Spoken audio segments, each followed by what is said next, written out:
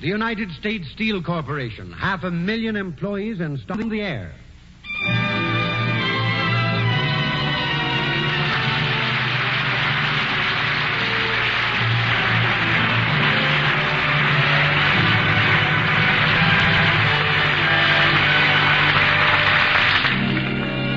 United States Steel presents the Theater Guild, one of America's foremost theatrical producers, bringing into your home every Sunday evening from the stage of the Vanderbilt Theater in New York the most famous plays of Broadway.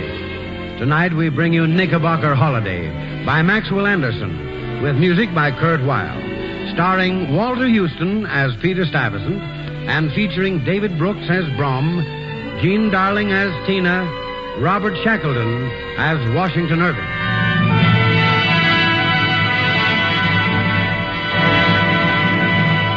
And here is Lawrence Langner, co-director with Teresa Helburn of the Theater Guild, to tell you something about the play and the players. Mr. Langner. Ladies and gentlemen, we are ending the old year by bringing you tonight from New York a musical play about New York, 300 years ago. In it, the author's having a little fun with history, gently kidding some of our city's Dutch forefathers, among whom you'll note there was even then a Roosevelt and a Vanderbilt. And, of course, the Roosevelt was in politics. You all know that in those days, the Dutch purchased Manhattan Island from the Indians for about $24. This is just about what it would cost you here today for 3 meals and a room with a bath. That is, if you could get the room. Tonight, our favorite actor, Walter Houston, both acts and sings the part of Governor Peter Stuyvesant, which he played in the original Broadway production by the Playwrights Company.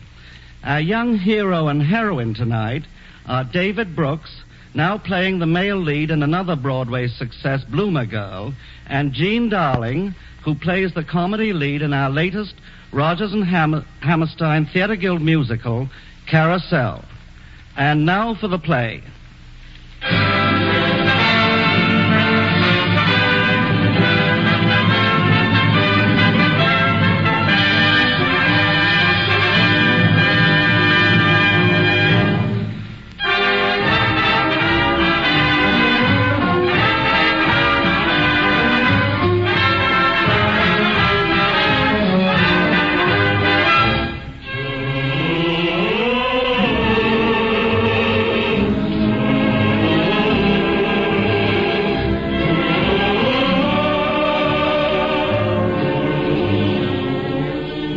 I'm Washington Irving, and the cycle of years has come round to 1809, which means that I'm 26 years old and have as yet written nothing.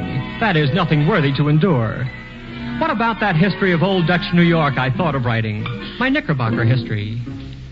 If it's funny enough, it will be read. If it's good enough, it will last. And, of course, it needn't stick too closely to the dull facts of history. A fantasy of fancy, not an ounce of credibility. For who's around to say that I'm making it all up? That's it. I'll sing of an age forgot in the history of New York, when the site of Trinity Parsonage was a pasturage for pork, when Wall Street was indeed a wall and the Bowery was a farm, and the pipe you smoked, if you smoked at all, was twice as long as your arm. Yes, sir, this is a good idea. 600 people in New York at that time in 1647, and by now in 1809, we're almost as big as Boston. I'll sing of an age forgot before the inflation came, when Manhattan Island brought a sum embarrassing to name, of the days before the Indian tribes had turned to reservations, before a wigwam suggested bribes or had other unsavory political connotations. Nope, I better cut that out. No politics. Question of where to begin. Got to have my principal character. There's only one possibility, of course, old Peter Stuyvesant for the silver peg leg. First real governor of New York. I can see him now, coming up New Amsterdam Harbor. The year, 1647. There he is, standing on the foredeck, glaring into the mist. Captain. Yes, Your Excellency. Jungle. All I see is jungle. Oh, that would be the shores of Long Island, Your Excellency. We'll be in New Amsterdam Harbor in less than 2 hours. Less than 2 hours. Tell me, Captain, you've been to New Amsterdam before? Oh, yes, sir. This will be my 3rd trip. I have heard tell of a maiden named Tina, daughter of the president of the council, Mynheer Tino. Oh, yes, indeed, sir. A remarkably well-turned-out young lady you'll find her, sir. Most attractive. The birds whisper, Captain, that she is to be my bride. It's a relief to hear that she is not ill-favored. 2 hours. 2 hours more in New Amsterdam of inefficiency and stupidity and democracy. Then I arrive. A lawless community in New Amsterdam. There are ways and ways of handling a wishy-washy government. Ways and ways of bringing order. Yes, sir. I look for no trouble, a firm hand from the start. Yes. That will lead to a long rule and a peaceful one.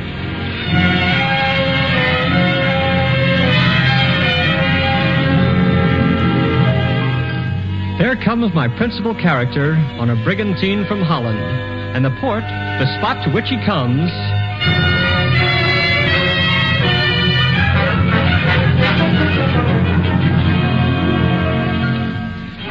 I begin to see it. Yes, I think I begin to see it.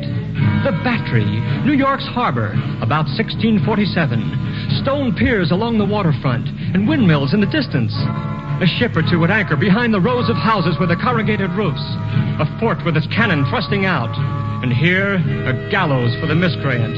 And there some benches, and in a pile, some bowling balls.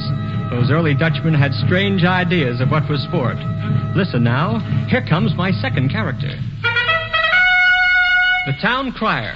Oh yes! Oh yes! Can the city of New Amsterdam hear me?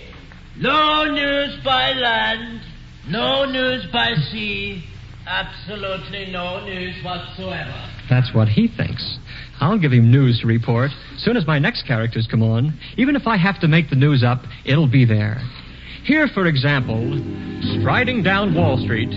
Behold the bulging council of the city, those gray and solemn elders, chosen like all city councils for their weight and density. The incredible dilatoriness of their deliberations, the impenetrable intransigence of their opinions, but more especially for the inordinate breadth of their views and bottoms, and for their intolerance of any corruption in which they have no share.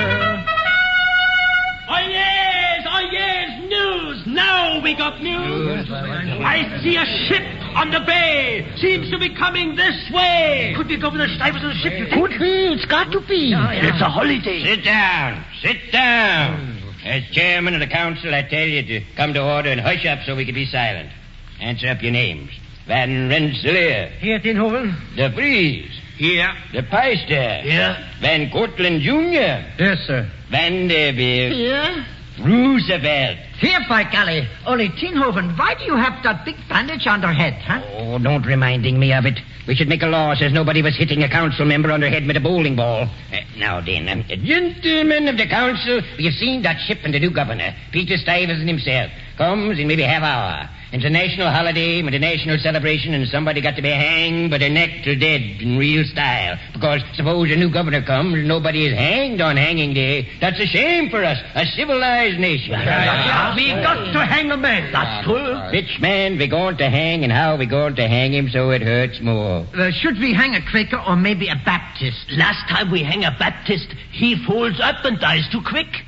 Quakers is tougher. For the new governor, Peter Stuyvesant, we should give him the best, so maybe we should hang a Quaker. How many Quakers we got left? 2 very tough men, preachers. Wouldn't die too hasty? No, they kick. Maybe half an hour. Hey, wait. I would wish to speak private, Mr. President of the Council. Speak it out loud. This is a holiday. Well, then, there is nobody to hang. Why not? There is nobody in the jail. Why not? There was plenty yesterday. They went out through the hole. What hole? The hole in the jail. Is there a hole in the jail? Yeah, there is. Once I had a prisoner used to cut notches every day. So when I want to know what day it was, I go look at his notches. Every day he cut nachos bigger and bigger till the last time he cut a notch right through and went out. That's how the hole got there. We got to find somebody. Maybe if we could sneak down by the waterfront, very soft, maybe we could catch even a pretty good criminal. Let's go. Only look like you wasn't looking. On the tippy toes.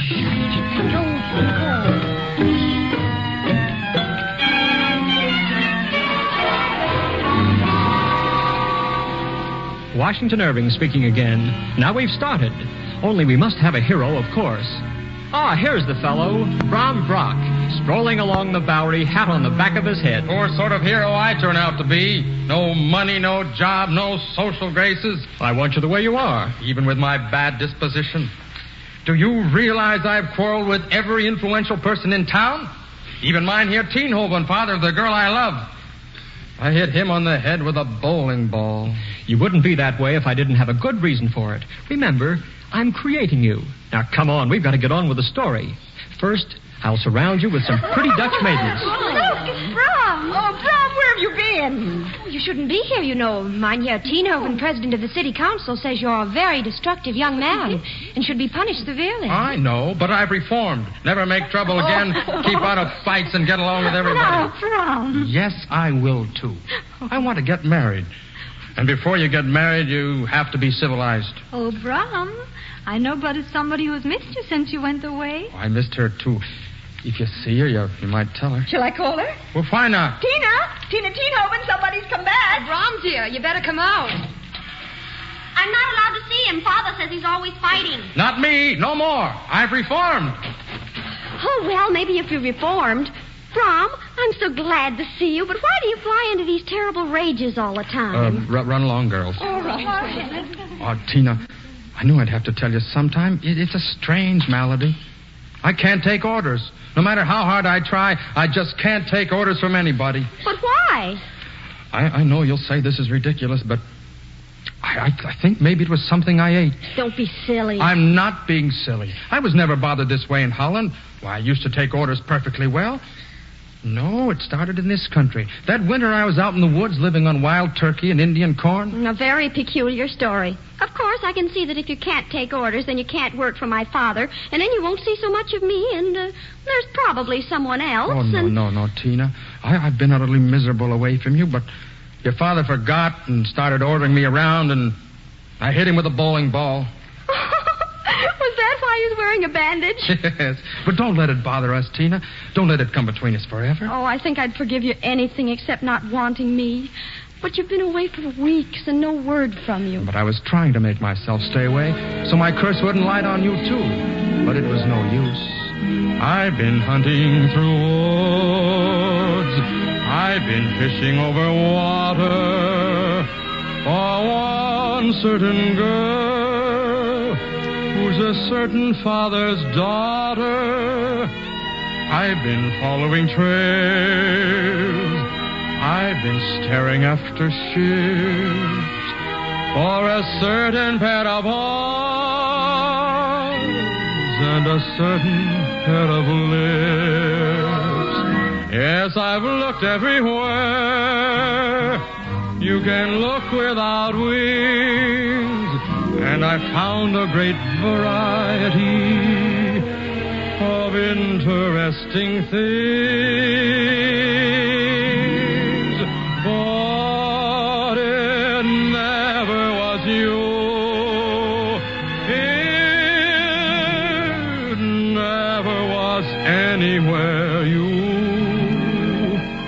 An occasional sunset reminded me, or a flower growing high on a tulip tree, or one red star hung low in the west, or a heartbreak call from the meadowlark's nest made me think.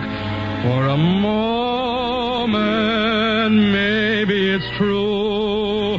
I found her in the star, in the call, in the blue. But it never was you. It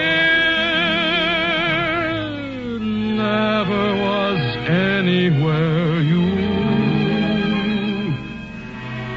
anywhere, anywhere you.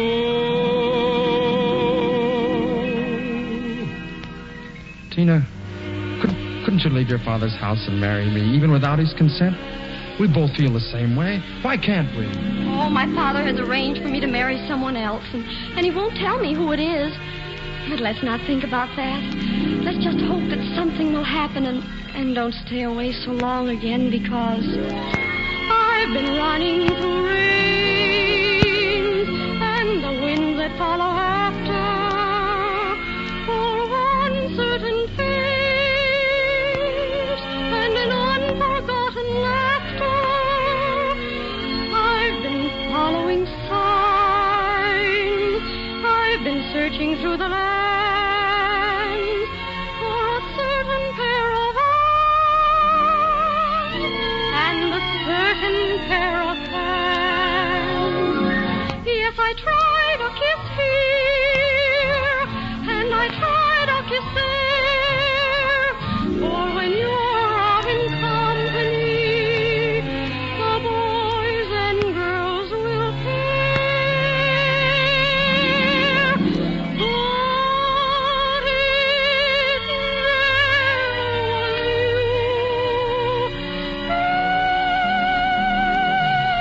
it never was anywhere you. An occasional sunset reminded me, or a flower growing high on a tulip tree, or one red star hung low in the west, or a heartbreak call from a meadowlark's nest, made me think for a moment, maybe it's true. I found him in the car, in the blue. But it never was you.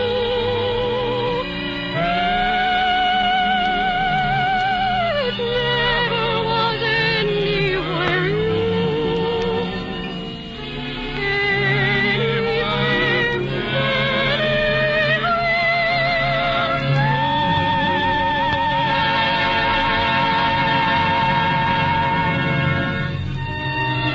Look out, Bram. Here comes my father. I shouldn't see you talking to me.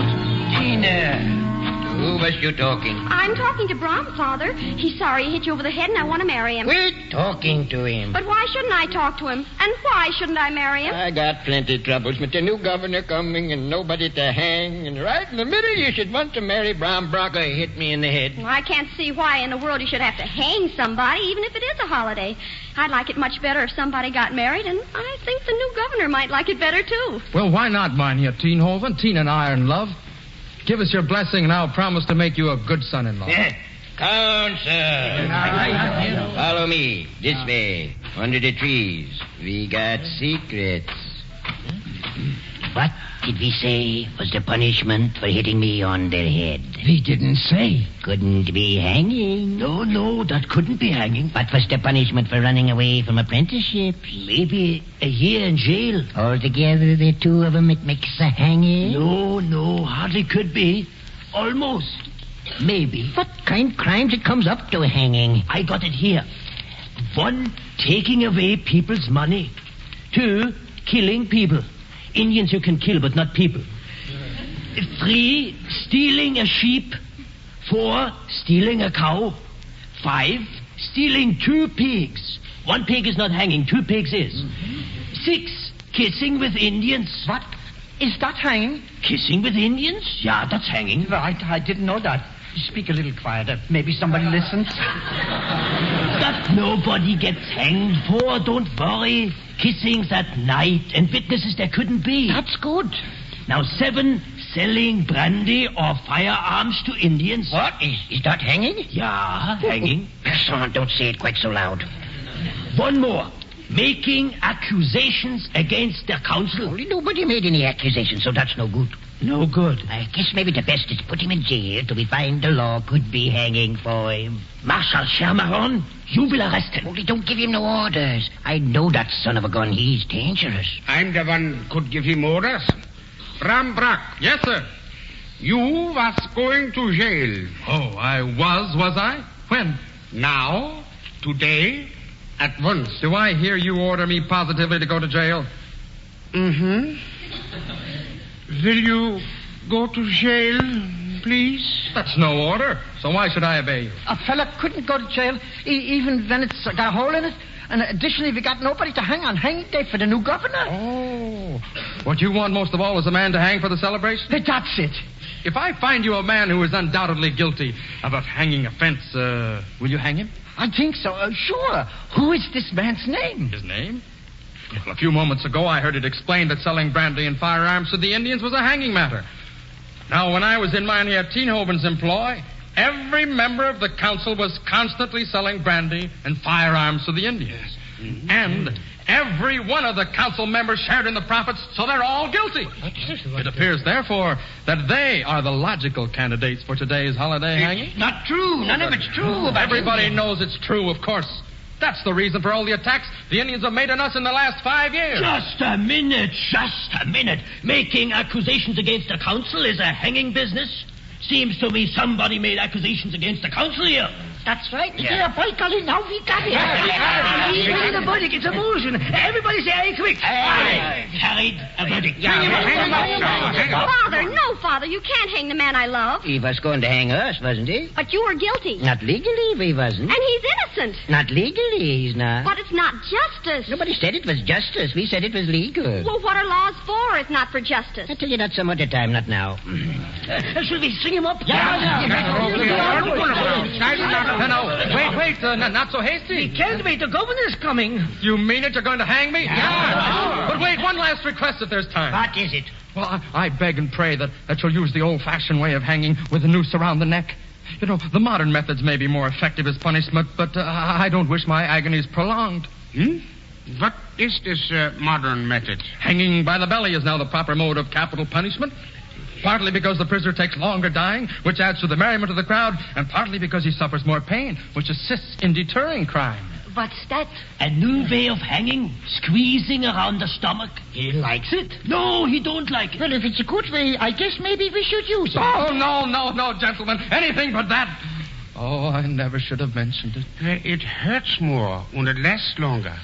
I guess that's what we do. All right, we put the rope around here now, right around your tummy. And you see how you like that?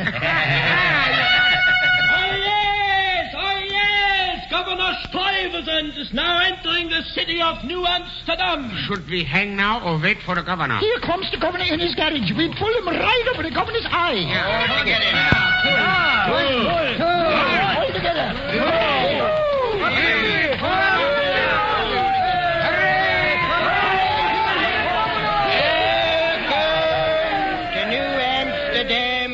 Excellency. Gentlemen of the council, citizens and friends, this is a most touching performance. But what in the name of heaven do you think you are doing with that man? We're hanging him on hanging day in honor of the new governor. And why is the rope around his circumference and not around his neck? Isn't it a new style in Europe to hang by the belly now because it hurts more, huh? My good friends, I don't know where you picked up this highly original notion, but it's erroneous. When you want to hang, you hang to kill. This would merely make an enemy of a man. He said it was the new way. Oh, you hanging up there. This was your idea? That's right, sir. Ha! Then I have great admiration for you and I pardon you. Let him down. A young man who saves his own life so neatly should be worth saving. Moreover, there are to be no executions on this day of deliverance and rejoicing. Any little unpleasantness of that sort will go over until tomorrow. From now on, citizens of New Amsterdam, you will have to do with a different and, let us hope, less stupid form of government. You said we were stupid. I should doubt that ever in the history of the world there has been a more preposterous, muddle-headed, asinine, crooked, double-dealing, vicious, venal, fat-headed group of men in charge of the nation's destiny. Hello, Tienhoven. People of New Amsterdam, I come to save you from them, and I did just in time. From this day forth, The council has no function except the voting of those wise and just laws which you and I find that we need. From this date forth, all taxes are abolished.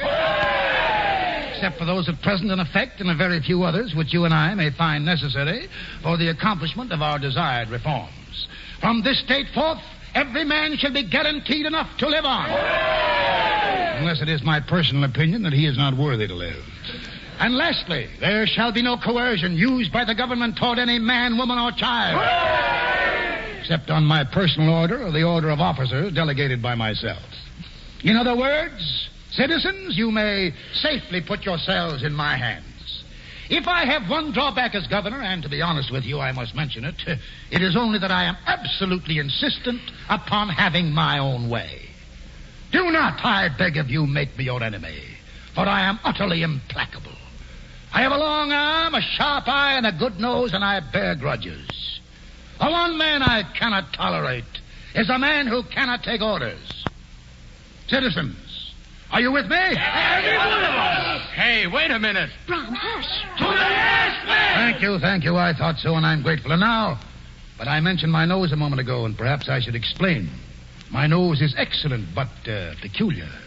When there is opposition in my neighborhood, I can smell it instantly.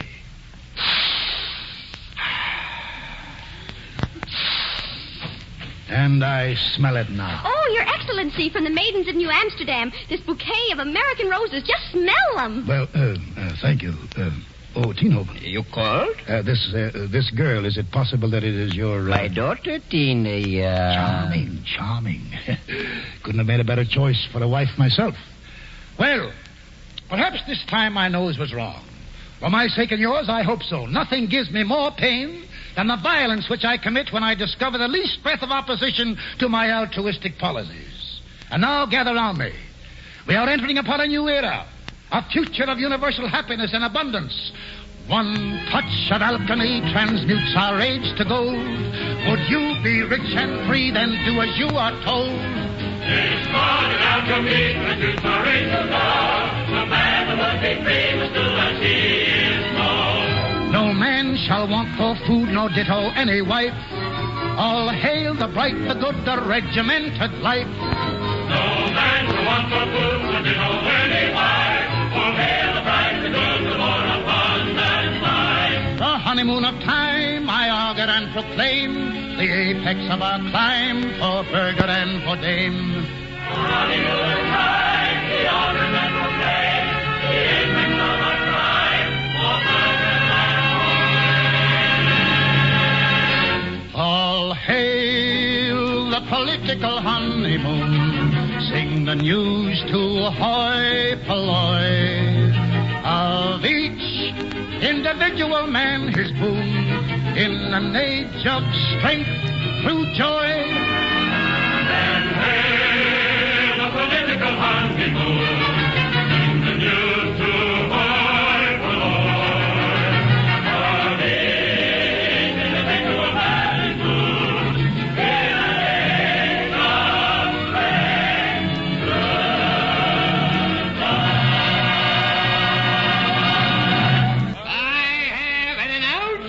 To me. All here. Blow the trumpet. Blow the trumpet. I have been in conversation with my old friend Peter Stuyvesant, the new governor, and we have arranged that my daughter Tina shall marry him and be the governor's wife. But, Father, I want to marry Brom. It is all fixed up. But he's an old man. He's a great soldier and he's governor. But he has a wooden leg. There's a silver leg, solid silver. I don't care if it's gold. You will learn to like it, girls. Get over these little things. I simply won't marry him. That's flat, and I won't leave Brom. Teenhoven, perhaps I should have a few words with the maiden Tina alone. Very sensible. Burghers, dames, this celebration will be crowned by a feast from the ship's stores. I have brought with me a considerable supply of Holland's gin and Dutch Madeira, and you will find these comestibles waiting you on the pier. Now then, my dear Tina. Yes, sir? It has been arranged for political reasons that I should espouse the daughter of mine here, Teenhoven. But what good fortune. What astounding luck. What a face and what a figure.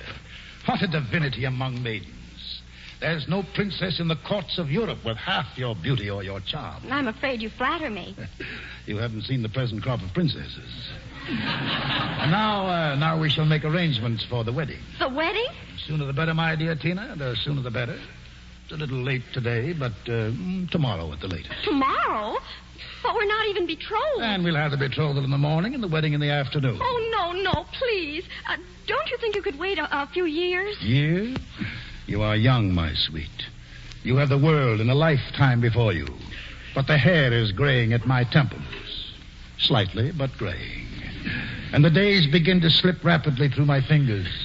For my sake, try to overcome this, your girlish modesty. And let me lead you to the altar while the fire burns brightly. A few months, then. A few years. These months and weeks. When I was a young man courting the girls, I played me a waiting game.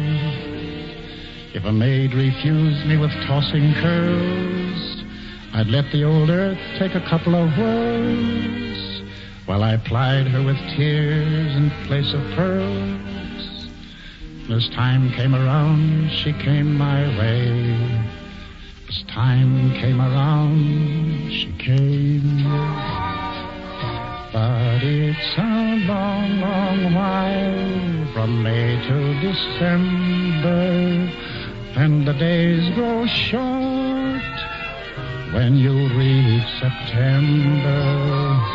And I have lost one tooth, and I walk a little lame, and I haven't got time for the waiting game. And the days turn to gold as they grow few. September, November, and these few golden days I'd spend with you. These golden days I'd spend with you. When you meet with the young men early in spring, they court you in song and rhyme. They woo you with words in a clover ring. But if you examine the goods they bring, they have little to offer but the songs they sing, and a plentiful waste of time of day. A plentiful waste of time. But it's a long, long while from May to December. Will the clover ring last till you reach September? And I'm not quite equipped for the waiting game, but I have a little money and I have a little fame.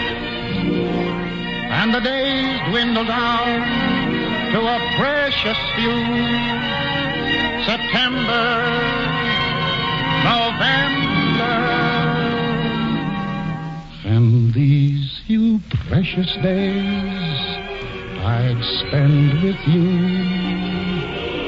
These precious days I'd spend with you. So you see how it is, my dear? Yes, sir. I do see. But there was someone else. Was there? Yes, but I'll tell him if I have to. I know that when it comes to marriage, a maiden must obey the orders of her parents. Fine. You see, no trouble at all. Burghers, dames, citizens, maidens, come, rejoice all. Oh, yeah. Sound the trumpet. Announce the band. Everybody dance. Stop the music. Stop the dancing.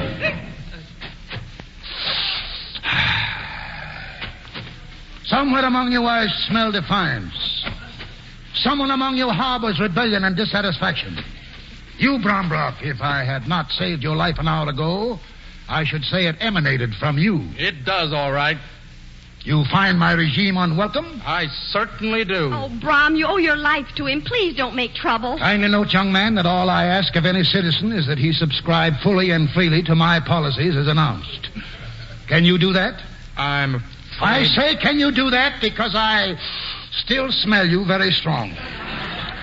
Well, I don't know how to explain. I'm probably all wrong, but this is supposed to be a democracy. Democracy? What's a democracy? It's where you're governed by amateurs. It's a free country. Enough! Arrest him! Aren't you even going to give me a trial? Trial? When a man's guilty, what the devil good's a trial? To jail with him. We'll deal with his case later. Hold on! Away with him. And the rest of you. Are these the proper faces for merriment and gaiety? Let me hear you laugh. Laugh! Now sing. Sing, or by the Almighty, I may forget myself. Me. Oh, hail the political honeymoon. Sing, I say, like a man. All hail the political honeymoon. Now then, everybody, because I'm watching you.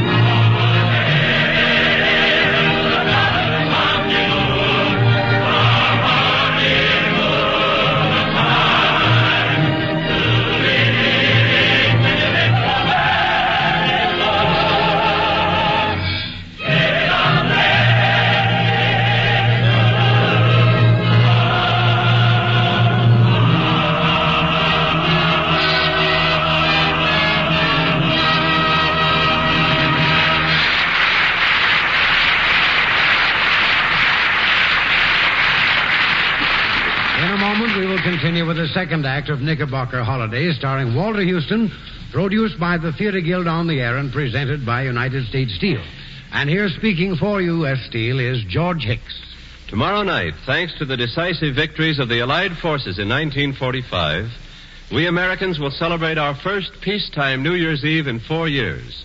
All of us can be devoutly thankful that our arms were so completely successful. American industry, both labor and management, contributed in large measure to making possible this military success. Yes, we'll celebrate in the blessed American freedom we fought, worked, and sacrificed to preserve, and we'll face 1946 with America's unconquerable faith in the future. For millions of us, this New Year's Eve and the days ahead will seem even brighter because of the presence of loved ones who are back after being away in the armed services. U.S. Steel has asked me to dedicate this New Year's message to those already back and to those who are coming home every day by the thousands. Americans everywhere must join hands in an all-out effort to see to it that these veterans get jobs so they can quickly resume an honorable and self-sufficient place in their homes and communities. Toward this end, U.S. Steel has already hired over 40,000 servicemen, including many physically handicapped, and will continue to hire and train them wherever possible. And now, speaking for the more than 225,000 stockholding owners of U.S. Steel, and for those who are responsible for the corporation's management, let me thank you for your splendid reception of the Theater Guild on the Air, and wish each of you a very happy and prosperous 1946. We pause for station identification. Your station is KECA, Los Angeles.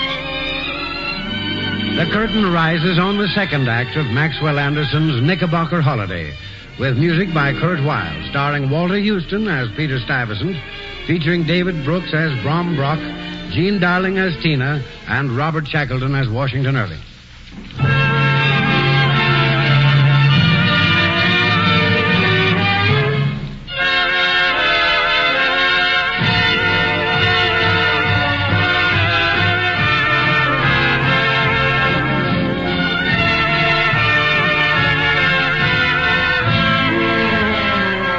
Washington Irving speaking again. Getting somewhere now, aren't we? Conflict, emotion, people taking sides. Virtue incarcerated and villainy triumphant, at least for the moment. Here Brom sits in the ventilated New Amsterdam jail, thinking. But shh. Here comes a visitor, stealing up to the hole in the wall, head in a kerchief, stealthily, now looking in. Brom, help me in. Tina. Give me your hand. There. Tina, you'll be caught here. As long as I live, I'll never again do as I'm told. What are you talking about? Let me catch my breath. You see, this evening my father ordered me to go upstairs and try on my betrothal costume. Ordered me, you see. And suddenly I understood about you for the first time, about not being able to take orders. I was furious. I went to my room and I climbed out the window and I came straight to the jail. Maybe it's catching. Maybe it is. Anyway, I'm not going to marry that Stuyvesant. I'm going to marry you. Tina, you'll defy your father and the governor, all for me? Yes, I have a plan. We'll shake the dust of this town from our feet forever. We'll steal a boat, escape from Manhattan, and seek out an obscure retreat in the wilderness out beyond Brooklyn. Come on, back out the hole. Tina, kiss me first, then we go. Right this way, meine Kinoben. Tina! Your father. Quick! Too late. What is it? Kissing. I saw you, Tina. You was a hussy. Oh, no, Father. You're coming with me, quick. All this got to be hushed up because you got to marry the governor. I'm going to marry Brom. No, you won't, because if you said one word about that, I fix it with the governor so Brom hangs tomorrow for the betrothal celebration. Come on now with me. Wait, Father, wait. Brom. Goodbye, Tina. Goodbye. Well, here I am again, lucky Brom. Oh, well. Winners lose and losers win. Put your money down and watch the planets spin. Oh, good fortune changes hands inevitably. And the fish you couldn't catch are still in the sea. When your hat lets rain in because it has no crown, and your feet are wet and getting wetter, when you're on rock bottom and you can't go down, any change is for the better. When your luck bows out and you go to jail, and you're on the inside looking out at the cop, when your friends say sorry and you can't get bail, then there's nowhere to go but up to the man who has a plenty, and he changes for the worse. So he plays a losing hand against the universe. But in winter weather, when the leaves turn brown, and the banker has his mortgage on your crop, when you're on rock bottom, and you can't go down, can't go her way, can't go that way, can't go this way, then there's nowhere to go but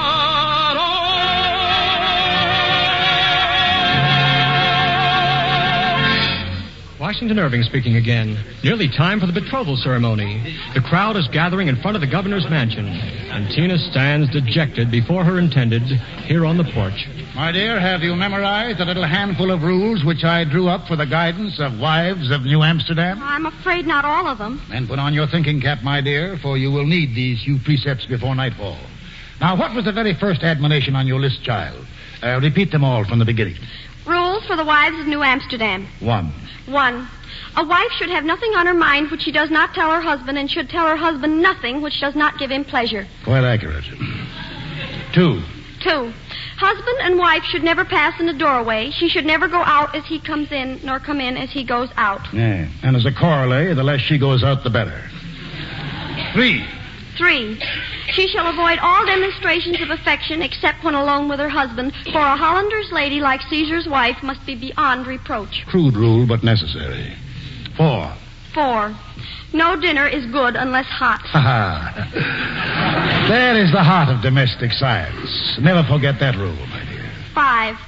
For breakfast, the wife should provide a great number of fresh eggs which have been boiled for 3 minutes by the glass and a great rasher of bacon neatly fried, and she should smile constantly at her husband across these eggs and bacon, for a man is never at his best in the morning and needs encouragement.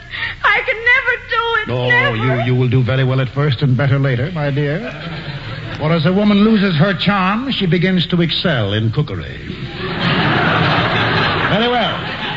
Now then, can anyone give reason why our troth should not be plighted? Yes, I, the wife of the jail of New Amsterdam. What? I can give What reason?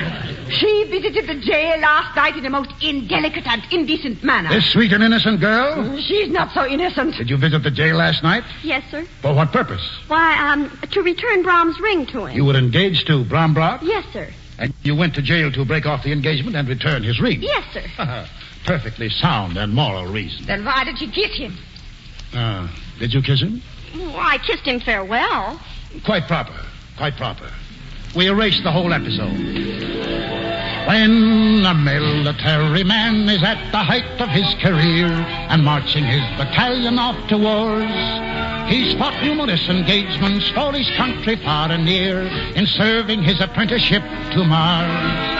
And he naturally accumulates some decorative stars in serving his apprenticeship to Mars. And he naturally accumulates some decorated stars in serving his apprenticeship to Mars. Now a melting maiden's marriage is the height of her career, and unless she is particularly stupid, she's met many a charming fellow, yet has kept her conscience clear in serving her apprenticeship to Cupid. And she naturally accumulates some decorative stars in winning these preliminary wars. And she naturally accumulates experimental stars in winning these preliminary wars. Then a soldier takes a maiden and a maiden takes a man in free exchange of phylogenic blisses that both of them remember as a part of nature's plan. It's practice that makes perfect in our kisses. When lovely Venus marries with her lord and master Mars, they mutually profit by their stars. When lovely Venus marries with her lord and master Mars, they mutually profit by their stars.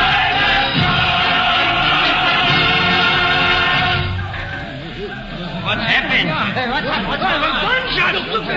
Is that rascal out of jail again? The Indians burned down the jail. Drunken Indians. We're all dead men. Run for your lives! We've been betrayed. Run for your lives. Rally the Grand Army! Rally it yourself. You blockheaded sons of a degenerate race, file into the blockhouse then. At least defend ourselves. In the blockhouse, all. You too, Bram Brock. You apostle of panic. You run her away from Indians. Me? Yes, you. Get inside with the others. You can at least handle a musket. You're giving me an order? You're ordering me not to fight the Indians? I am. Get inside and fast. You tin-pot military man, get inside yourself. I'm going after those Indians. You've seen the last of him.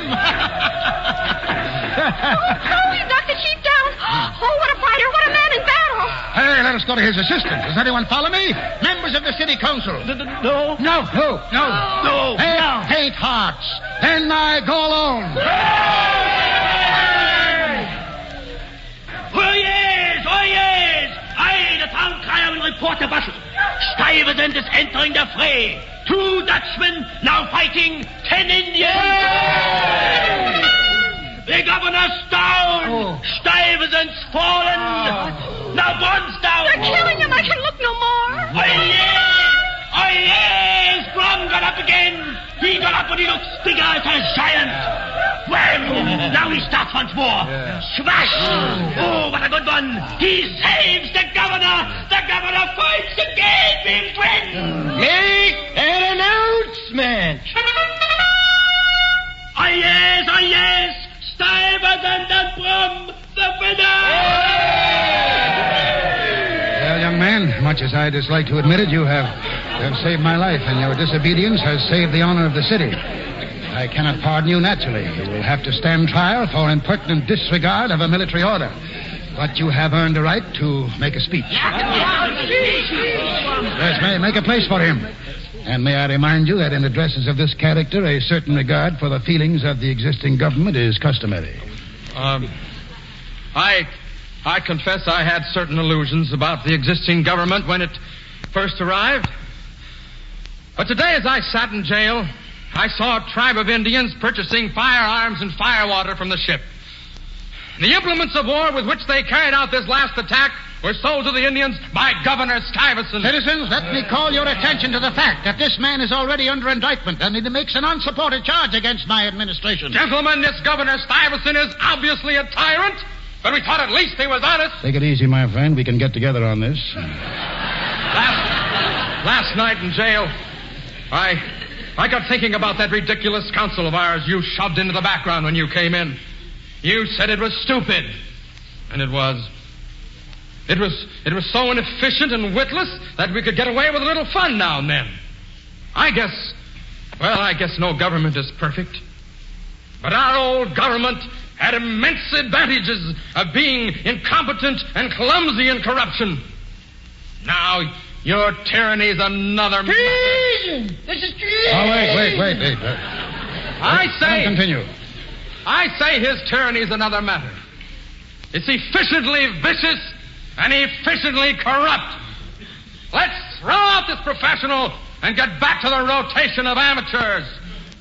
Let's keep the government small and funny. And maybe it'll give us less discipline and more entertainment. Sounds as if you were trying to erect your private and personal disease into a public policy. The same city won't hold the both of us. Jailer, the rope. And this time under the left ear. I shall never forget how cleverly you tricked the poor old consul, but out-tricked me. Try your witty stratagems on old Peter Stuyvesant and see how far you get with that. Will you give me a minute to think? I'll give you 3 seconds. 1, 2, 3. That's that. Call there. Make the announcement. Oh, yes, the final hanging of Blombuck. Blombuck will absolutely be hanged. Mynheer Tienhoven, the council will have the honor of hoisting this rascal into eternity. Range yourselves along the rope. I want to kiss him goodbye. If she wishes to demean herself, let her kiss him. Goodbye, Tina. I'd like to say one word to the council. Gentlemen, I used to think there was something wrong with me because I couldn't take orders. But now I know that it was a virtue, and one you'd better all learn if you want to live. Cut that speech short. Cut it short. I'm sentenced for saying that your government was better than his.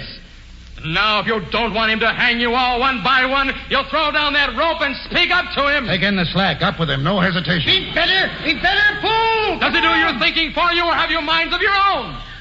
No, we wouldn't pull. What? We wouldn't pull. My name's Roosevelt, and when I get an idea, it sticks. We wouldn't pull. If it comes to open rebellion, the arms are on my side. Soldiers, get ready to fire on the crowd. Will you hang that man or not? No! Soldiers, get ready to fire. Excuse me. I must have a word with you, Governor Stuyvesant. Yes, and who are you? I'm Washington Irving, the author. Hang all authors and hang all meddlers. Stay out of this and let me govern my people in my own way. But the bloody step you contemplate, sir, is one you would not wish posterity to witness. Posterity? Where is this posterity? Out beyond the circle of the earth, Governor. In 1,000,000 homes, posterity sits listening, waiting for your decision. They're listening? That many of them? And you say they'll think well of me if I don't hang Brom? That's right. It's worth having. Man doesn't live forever, and he lies a long time in his vault. I'll make a little readjustment with the council, and Brom shall not hang. Brom, you shall marry your Tina, and may you raise up a generation of descendants that won't take orders. If that's what they want for Americans, that's what they'll get, and let the governments to come worry about it. Very handsomely said. Brom. Tina. And that Governor Stuyvesant. Yes? Don't forget, Handsome Excellency, that there's one man in New Amsterdam who is alive to the solid virtues of being this governor's lady, even if Tina isn't. More than just one such maiden, sir. Oh, Governor. Me too. Well, my fair young friend, you warm my heart. Oh, it's a long, long time from May to December, and the days grow short when you'll reach September, and I'm not quite equipped for the waiting game. But I have a little money, and I have a little fame. And the days dwindle down to a precious few. September, November, and these few precious days I'd spend with you. These precious days I'd spend with you. And before I forget it, you, Washington Irving, speaking about raising up a generation of descendants that won't take orders. Yes, sir? Maybe I could qualify. I was never able to take orders. That's how you tell an American. Isn't that black or white? Isn't that he works with tools? It's only that it takes away his appetite to live by a book of rules. Yes, just that he hates and he damns all the features of every mortal man's head above his fellow creatures. And you hate the undertaker when at last he dies. If he isn't all American, above where he lies, without the supervision of a governmental plan.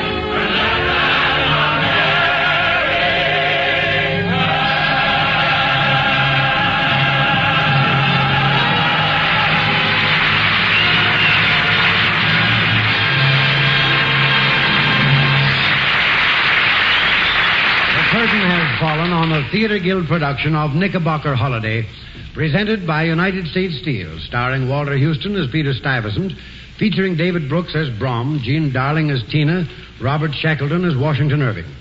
And here again is Lawrence Langner to tell you about next week's Theater Guild play to be presented by the United States Steel Corporation. Mr. Langner. Ladies and gentlemen, before I tell you about next week's play, I want you to know that Walter Houston, the famous star of stage and screen you've just heard, isn't just a song and dance man, as you might imagine from this program. It's true he was once a singer and hoofer in vaudeville, but he long ago graduated to higher things. In fact, he's just opening in Philadelphia in a new play called Apple of His Eye. Walter, won't you tell us something about it? Well, Lawrence, it's a charming little comedy produced by Jed Harris and myself, and naturally, since I'm in on the producing end of it, I play the lead as well as the love interest. I'm not surprised you're playing the love interest, Walter. After all, it's not September, but June with you. Well, Lawrence, it's just always New Year's with me. So I would like to wish everybody here and all those listening in tonight a very happy New Year. I'd like to echo your good wishes, Walter, on behalf of all of us here tonight, and for the Theater Guild and for U.S. Steel. Next week, we're presenting one of the funniest American farces, Three Men on a Horse, by Cecil Holm and George Abbott. Two of the players who were in the original play will be heard on the air next Sunday, Sam Levine and Shirley Booth. Stuart Irwin, who played the lead in the screen version, will also be on our program. And now, here is Mr. Brokenshire again. The United States Steel Corporation hopes you'll be with us next week at the same time when we will present the famous Broadway comedy, Three Men on a Horse.